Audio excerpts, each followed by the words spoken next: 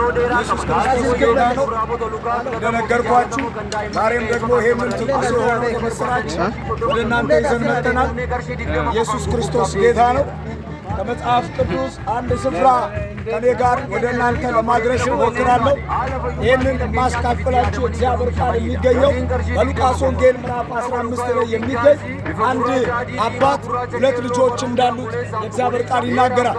በእነዚህ ልጆች መካከል አንድ ትንሽ የነበረው ልጅ አባቴ ከሚደርሰኝ ገንዘብ የሚደርሰኝን ሀብት ስጠኝ ብሎት ይሄ የጠፋው ልጅ ይሄ ትንሽየው ልጅ ይህንን አባት ገንዘብ ሲጠይቀው ታያላችሁ። ይህም አባት የሚፈልገውን ገንዘብ ከሀብቱ ሰጠውና ይሄ ሰውዬ ወደ ሩቅ ምድር ይህንን ገንዘብ ይዞ ይሄዳል። መጽሐፉ የሚነግረን ይህንን ገንዘብ እያባከነ ጨረሰ ይላል። ይህንን ገንዘብ እየደነሰበት ከሴት ጋር እያመነዘረበት ጨረሰ ይላል መጽሐፍ ቅዱስ ይናገራል። ክብር ለጌታ ለኢየሱስ። ይህ ሰውዬ አመነዘር። ነገር ግን ከእጁ ይሄ ገንዘብ የሆነ ሰዓት ላይ አለቀ። ከእጁ አለቀ። የገንዘብ ወዳጆች አለቀ። ያልቀለ የሰው አደን አለቀ። ከዛስ ሚገባበት አጣ። ያን አባት አጣ። በገንዘብ ገምቶት ሄደውን አባት አጣ። ነገር ግን ተባረክ። ክብር ለኢየሱስ ይሁን። ይህንን ገንዘብ ጨርሶ አጣ። በኋላ የሚገባበት ሲያጣ አንድ ቤት መዳበል ፈለገ። ያ የተዳበለበት ቤት ደግሞ ይገርማችኋል አሳማ እንዲያረባ እዛ ቤት ይገባል። አሳማ ለአይሁድ የማይፈቀድ ነገር ነው።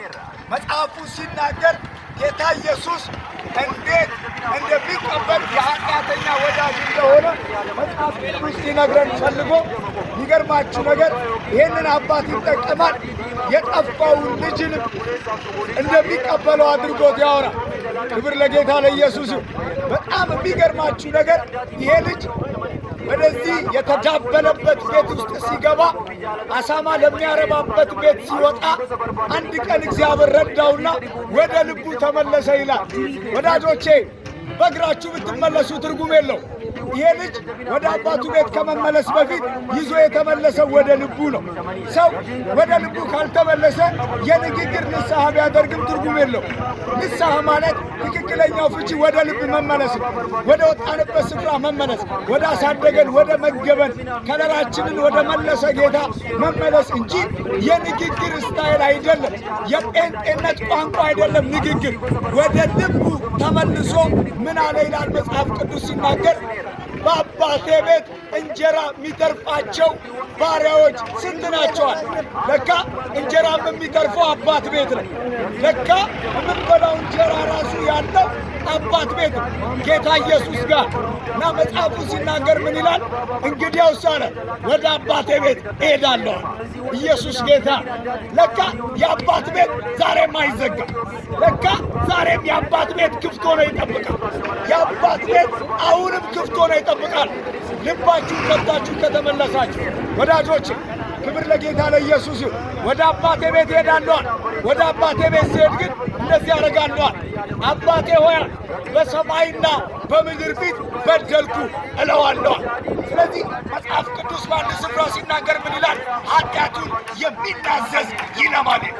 ስለዚህ ኃጢአትን በመናዘዝ ወደ ልብ በመመለስ ምክንያት ኑ እጁ ተዘርግቶ የሚጠብቃችሁ አባት ኢየሱስ ጌታ። ስለዚህ ይሄ ሰው ወደ አባቴ ቤት እሄዳለሁ አለ። ወደ አባቱ ቤት ሲመጣ አባትየው ከሩቅ ጠበቀው። ከሩቅ ጠበቀው። አባትየው ከሩቅ ጠበቀው። ወዳጆች ሮጦ አቀፈው ይላል። ንስሐ ገባ ይላል። አባትየው ያደረገውን በደል አይደለም የቆጠረው፣ ያደረገውን ስህተት አይደለም የቆጠረው። ደግሞ የአባት ገንዘብ ይጥፋ፣ ትላንትና እጃችሁ ያለ ንብረት ይለጣ፣ ትላንትና እግዚአብሔር የሰጣችሁ እንደፈለጋችሁ አርጉታ። እግዚአብሔር ጉዳዩ ሰጥቷችሁ ካጠፋችሁት ነገር ጋር ሳይሆን ስለ እናንተ ሕይወት ተከፍሏል፣ ስለ እናንተ ሕይወት ተሰጥቷል። ስለዚህ እጁ ላይ ያለውን ገንዘብ መጨረሱን ሳይሆን ይህ አባት ከዚህ ልጅ ጋር ነው ፍቅር የያዘው። ይህ አባት ዋጋ የከፈለው ለዚህ ልጅ ነው። ስለዚህ ገንዘቡ ይለቅ፣ ያለው ንብረት ይለቅ። እጁ ላይ የነበረውን ገንዘብ ደንሶበታል፣ ከሴት ጋር መንዝሮበታል፣ ጨርሷል። ግን የማያልቅ አባት አለ፣ ፍቅሩ የማያልቅ አባት አለ። ዛሬም እግዚአብሔር ለቁጣ የዘገየ ነው ተብሎ እንደተጻፈ እግዚአብሔር እናንተን በተለያየ ጉዳይ ሊቀጣ አይችልም። ስለዚህ አንድ ነገር ሆነ። ወደዚህ ቤት ሲመለስ አባትየውን አገኘው። አባቴ ሆይ በሰማይና በምድር ፊት በደልኳል፣ ወደፊትም ልጅ ልባል አይገባማል። አባትየው እንደዚያ ፍጠኑና ለዚህ ልጅ ከሁሉ የሚሻለውን ልብስ አምጡለት፣ ቀለበት አምጡለት፣ ጫማ አምጡለታል። እንደገናም የሰባውን ፍሪዳ አምጡለት፣ ፍስሐ እናድርጋል። ጌታ ኢየሱስ ይህንን ስፍራ የተናገረው ነገር በዋናነት የጠፋውን ሊፈልግ መምጣቱ ነው።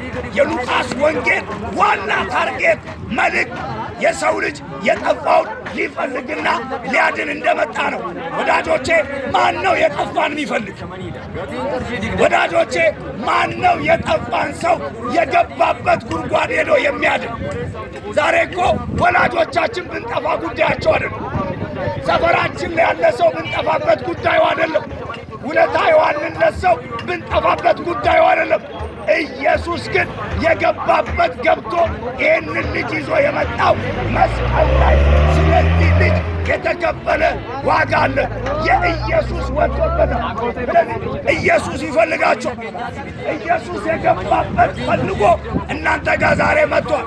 ኑ ፍስሐ አድርጉ ከኢየሱስ ጋር። ኑ ልጅነትን ውረሱ። ኑ ተቀላቀሉ ወዳጆች፣ ኑ ተቀላቀሉ። ኢየሱስ ይወዳቸዋል። ኑ ወደ እግዚአብሔር መንግሥት ግቡ። ኢየሱስ ክርስቶስ ይወዳቸዋል። ኑ የምሕረት እጁ አላረፈደም፣ አላረፈደም። ኑ ኢየሱስ ይወዳቸዋል። ኢየሱስ ክርስቶስ ስለ እናንተ ሞቷል። ስለ ኃጢአታችሁ ይቅርታ ተከፍሏል። ኑ መስቀል ላይ በተከፈለላችሁ ዋጋ ንስሐ ግቡ።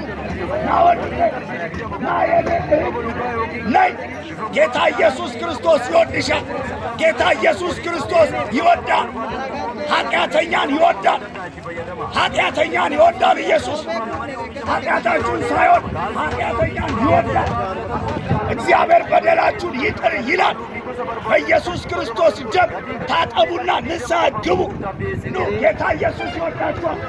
ሳምንት እንደነገርኳችሁ ዕድሜ የሰጣችሁ እሱ ነው። ጉልበት የሰጣችሁ እሱ ነው። ጤና የሰጣችሁ እሱ ነው። አሁን የቆማችሁበት ዘመን የሰጣችሁ እሱ ነው። ስለዚህ ኑ በንስሐ። ይሄ ልጅ እንደዚህ አለ፣ ወደ አባቴ ቤት እሄዳለሁ አለ። ና የአባቴ ቤት ክፍት ነው። ና ግባ። ልብ ተመለስና ወደ ልቡ ተመልሶ እንደሚል ና ወደ ልብ ተመለስና ና የአባት ቤት አሁንም አልረፈደም። ያደረግከውን ኃጢአት ተወው።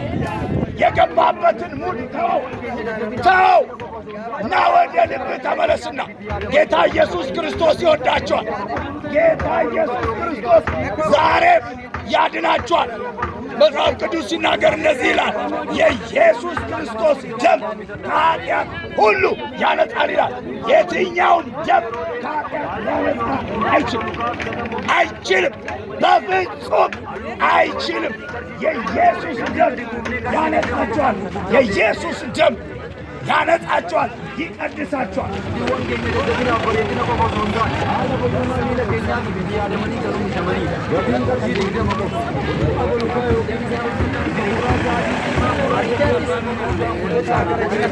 ኢየሱስ ክርስቶስ ይወዳቸዋል።